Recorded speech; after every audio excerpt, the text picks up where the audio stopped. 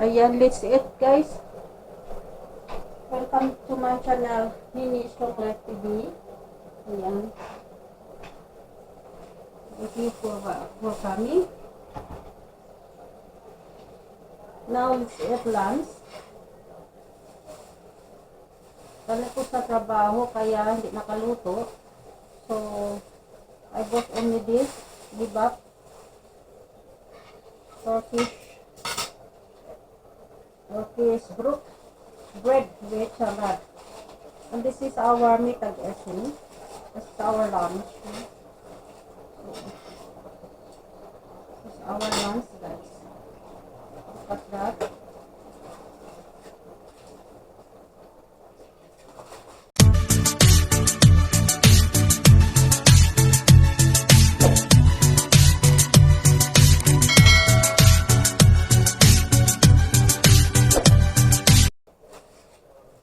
Masarap. Bibak with bread. So let's eat guys. Let's eat na our lunch bibak. Turkish style food.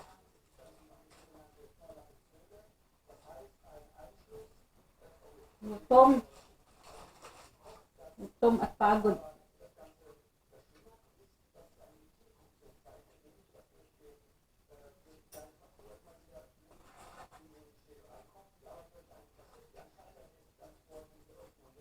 Sarap.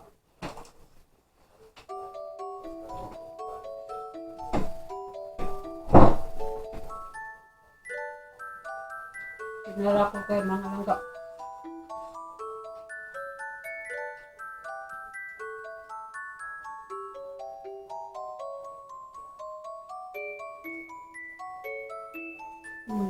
Sarap. Yummy.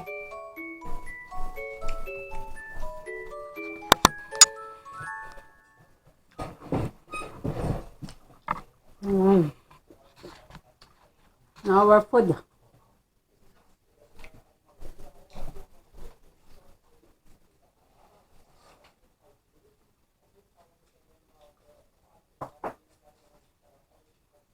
Our food salad, oh.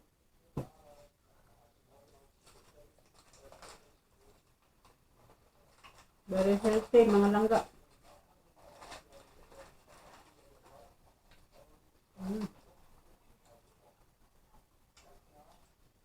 With meat, chicken.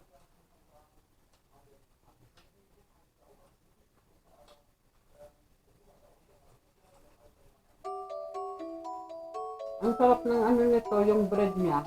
Yung bread turkey. Ang ganda kasi din greba.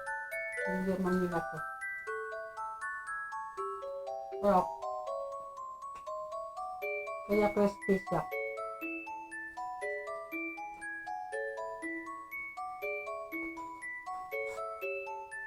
Mali ito na dipat. Akala mo magkano ito? 5 euro na. 5 euro na ito.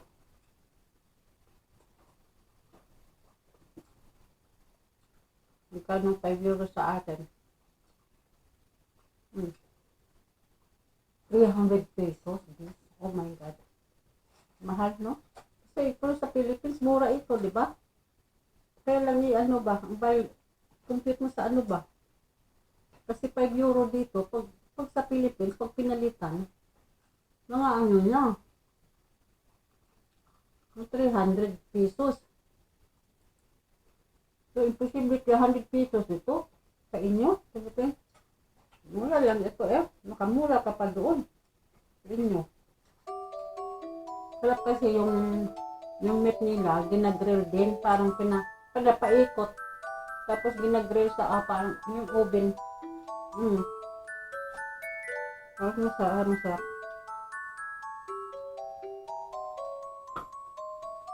Umuulan ngayon, kaya masarap kumain ng grill ba?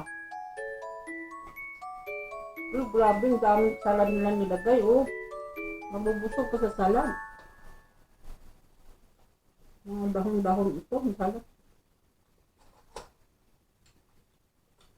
apat na klase.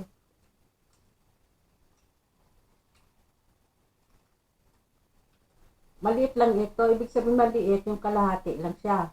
Pag in-order mo malaki, yung kalahati nito, yung ganyan no, malaki. Ito small lang kalahati, sabi ko. Kasi hindi naman maubos eh. Kahit na small, hindi ko maubos.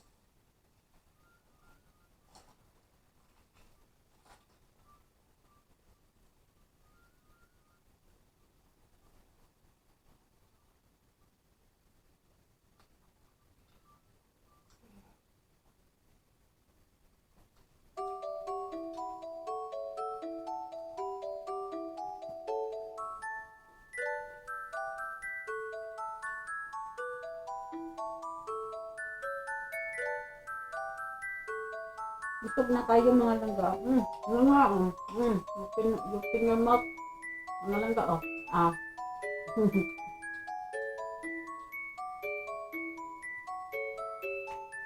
Yung nga niya ako, hindi ko maubos ang salad. Daming lagay nilang salad. No, pa.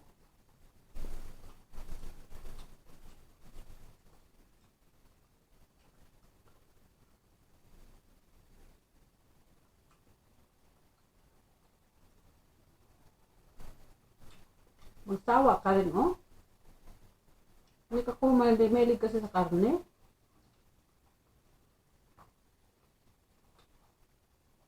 Kainin mo lang akong isdang grill. Yung fish na grill.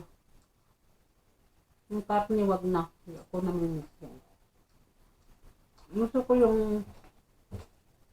grill yung karne, yung manok. I-grill ba yan? Masarap yung gusto ko yan. Yung mga ganito ba? Maliliit ang tag-grill nila. Yung tag-grill ba ganun? Umiikot yung slice na nakatuhog ba? Tapos yung kapoy nandito yung ano baga sa gilid lang. Umiikot ang ikot lang yan. Nag-grill yan dahan-dahan.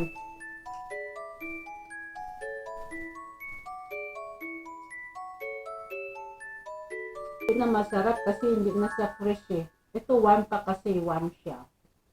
Bagong grill ba? So masarap kainin. Malambot na ito. Wala nang warm niya.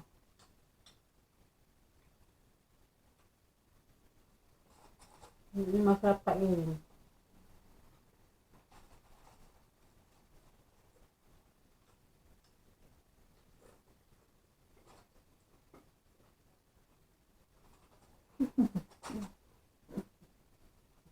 Nako, laki na pamunas ko.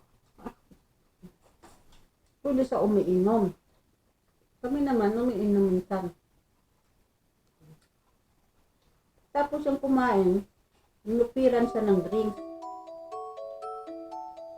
Sabi niya, wag muna daw, mamaya na. Sabi namin, bakit? Hindi ka umiinom. Mamaya daw, hindi daw maganda pag uminom ka agad. Sabi, ganun ba? Doon namin nalaman.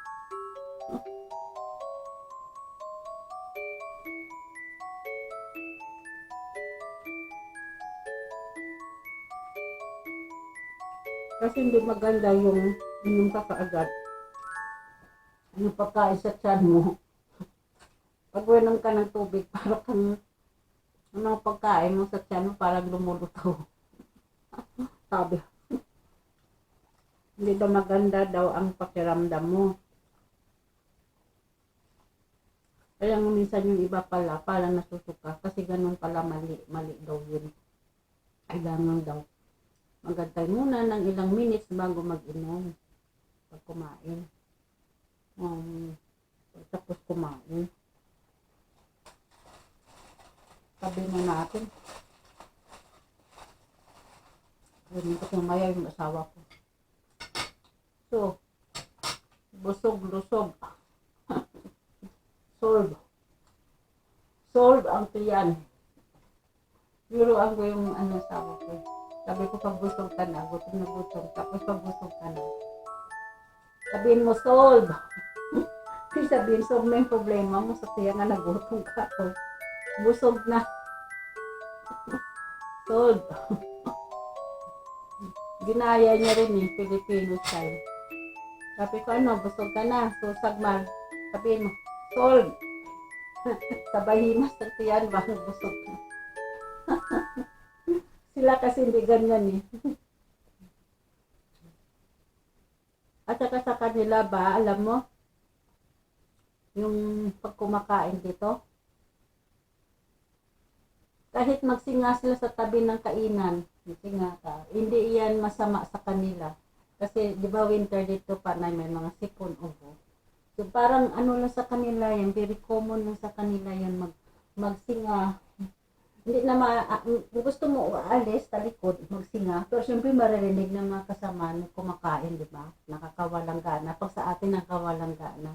Sa kanila hindi yan masama. Ang masama sa kanila, di ba tayo naman, hindi naman masama sa atin yung ano ba yan, yung pag nabusog ka, tapos mag-tig-up ka,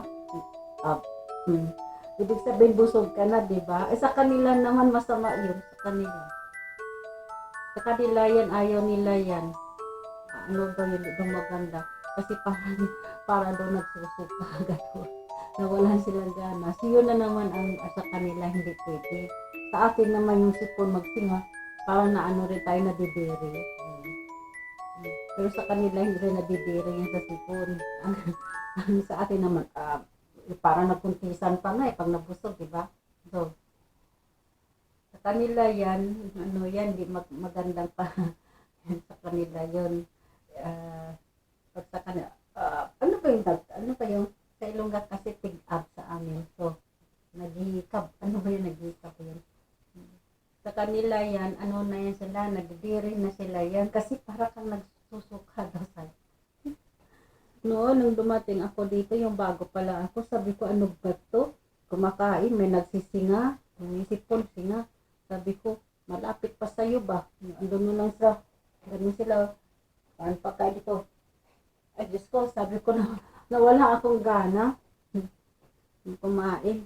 Tapos nung matagal na ako dito, nasanay na ako sa kanila. Ganon.